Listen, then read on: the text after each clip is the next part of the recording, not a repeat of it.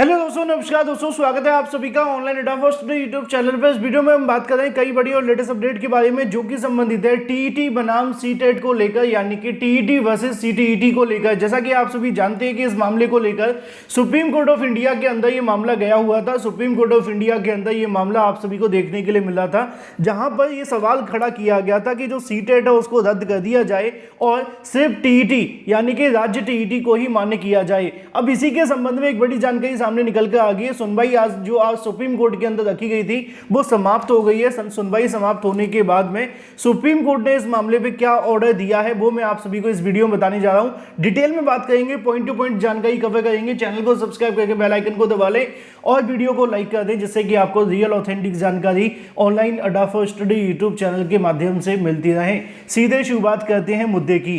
असल में TET versus CTET को लेकर जो मामला आपको देखने के लिए मिल रहा था वो ये था कि जो सीटेट की मान्यता है उसको रद्द कर दिया जाए और अदर स्टेट के कैंडिडेट को इसमें आवेदन करने का मौका न दिया जाए।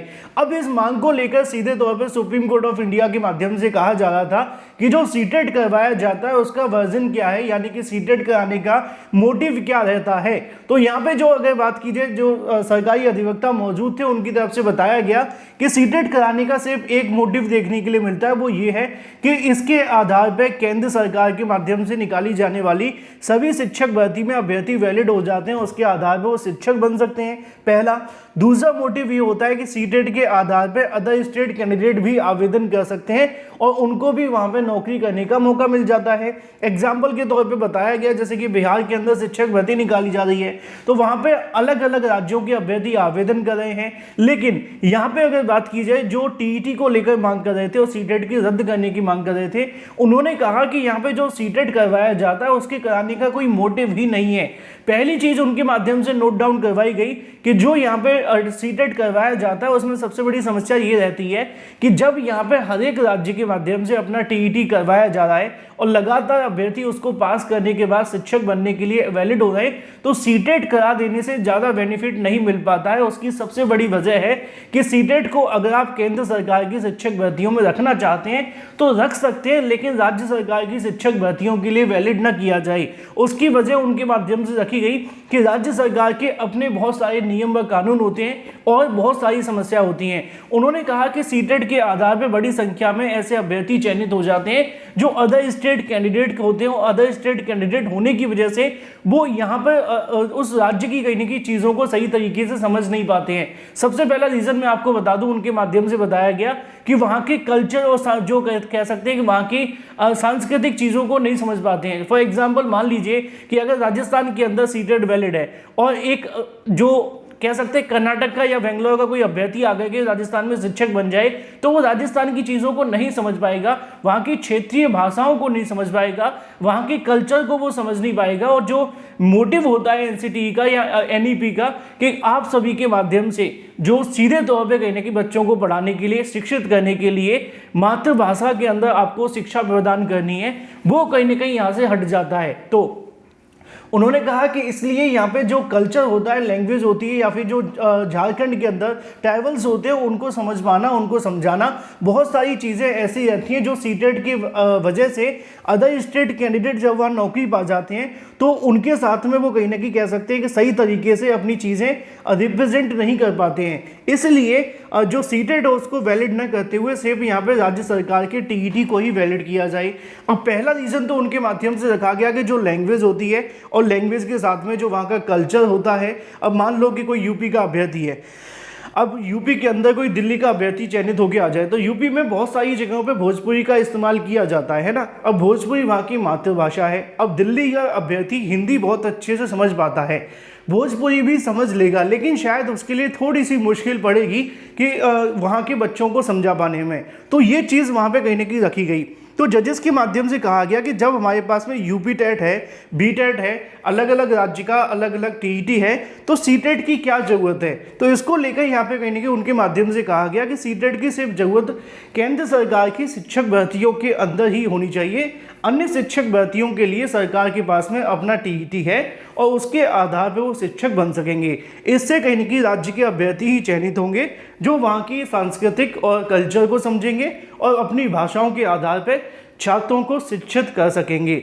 अब आपको बताना बेहद आवश्यक है कि ये मामला झारखंड से शुरू हुआ था और अभी ये उस सुप्रीम कोर्ट के अंदर चल रहा है। आज इस मामले की सुनवाई समाप्त हो गई है। वैसे तो इस मामले को लेकर मैं इस शाम तक एक अलग से वीडियो बनाऊंगा, क्योंकि बहुत सारे ऐसे पॉइंट है जो मैंने नोट डाउन किए। 1 घंटे 40 मिनट का ये सुनवाई चली थी। अब अगला पॉइंट आपको देखने के लिए मिलता है वो होता है आरटी एक्ट 2009 को लेकर। आरटी एक्ट 2009 क्या होता है आप जानते हैं, राइट टू एजुकेशन, जो आप सभी क्या है उसके संबंध में शिक्षा के अधिकार अधिनियम 2009 की बात की जा रही है ना। उसकी अगर बात की जाए क्लॉज 23 को लेकर यहाँ पे बहस की गई, जिसके आधार पे कहीं ना कहीं उन्होंने बताया, साथ ही साथ 23 और 1 को लेकर भी यहाँ बताया गया, जिसके आधार पे ये कहा जाता है कि बच्चों को शिक्षित करना है, न कि सिर्फ शिक्षित करना है, उनको क्वालिटी एजुकेशन भी देना है। अब ये तो उनके माध्यम से स्पष्ट कर दिया गया कि क्वालिटी एजुकेशन देना है, लेकिन क्या क्वालिटी एजुकेशन मिल पा रही है, इसको लेकर जो टीईटी की मांग कर रहे थे कि सिर्फ टीईटी लागू करें, उन्होंने कहा कि जो क्वालिटी एजुकेशन है वो निश्चित तौर पे इससे कॉम्प्रोमाइज़ हो रही है। कॉम्प्रोमाइज़ होने का मतलब ये है कि उससे प्रभावित हो रही है। जो हम चाहते हैं टीईटी के माध्यम से शिक्षकों को चयनित करना, वो नहीं हो पा रहा है, क्योंकि बहुत सारे अदर स्टेट कैंडिडेट आ जाने की वजह से चीज़ों को स्पष्ट नहीं कर पाते हैं और बड़ी संख्या में ऐसे अभ्यर्थी चयनित हो जाते हैं जो बेसिकली वहाँ के कल्चर को नहीं जानते हैं। जैसे कि यूपी के अभ्यर्थी हैं, अब वो कहीं कर्नाटक वगैरह में जाके चयनित हो जाएं, पहली चीज़ तो मौका मिलता नहीं है, लेकिन मिल भी जाए तो दिक्कत बहुत आएगी। तो क्षेत्रीय भाषा के लिए कहीं ना कहीं बड़ी समस्याएं देखने के लिए मिलती हैं।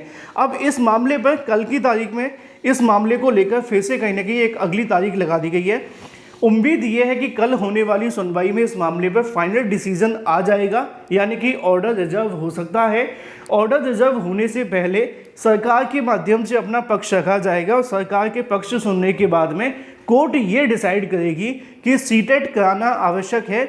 अगर सीटेट आवश्यक है तो क्या वो सिर्फ केंद्र सरकार की शिक्षक भर्तियों के लिए ही आवश्यक है, या राज्य सरकार की शिक्षक भर्तियों में भी उसको ऐड ऑन किया जाना चाहिए। क्योंकि आज सुप्रीम कोर्ट के अंदर 1 घंटे 40 मिनट में जो बहस देखने के लिए मिली थी, वो निश्चित तौर पे बहुत सारे ऐसे बिंदुओं को लेकर हुई है जो कह सकते हैं कि ध्यान आकर्षित करने वाली चीज़ें हैं, जिस पे बहुत सारी चीज़ें निकल कर आती हैं। अब वहाँ पे बताया गया कि बड़ी संख्या में ऐसे स्टेट हैं जहाँ पर सीटेट को वैलिड नहीं किया जाता है। जैसे कि मैंने आपको पहले बता रखा है कि राजस्थान में नहीं होता है, मध्य प्रदेश में नहीं होता है ना। इसी तरीके से झारखंड के अंदर भी नहीं होता था, उत्तराखंड में भी ऐसी चीज़ें आती हैं। तो बहुत सारी अलग अलग चीज़ें देखने के लिए मिलती हैं। तो इन जगहों पर जब सीटेट वैलिड नहीं है तो सिर्फ 1-2 स्टेट के अंदर सीटेट वैलिड कर देने से वहाँ की चीज़ों को कैसे प्रभावित किया जा सकता है। अब ये मामला बिहार और झारखंड को लेकर लगा हुआ है, लेकिन ये बिहार झारखंड का ही मामला नहीं है। इस मामले पर जो भी डिसीजन आएगा पूरे देश भर के अभ्यर्थियों के लिए लागू होगा। अब देखना दिलचस्प है कि कोर्ट क्या फैसला देती है। कल इस मामले पे फिर से सुनवाई होगी और उसके बाद ये फाइनल ऑर्डर जारी होगा कि सीटेट वैलिड है या नहीं। जो भी अपडेट होगी मैं आप सभी को देता रहूँगा। Thank you for watching this video.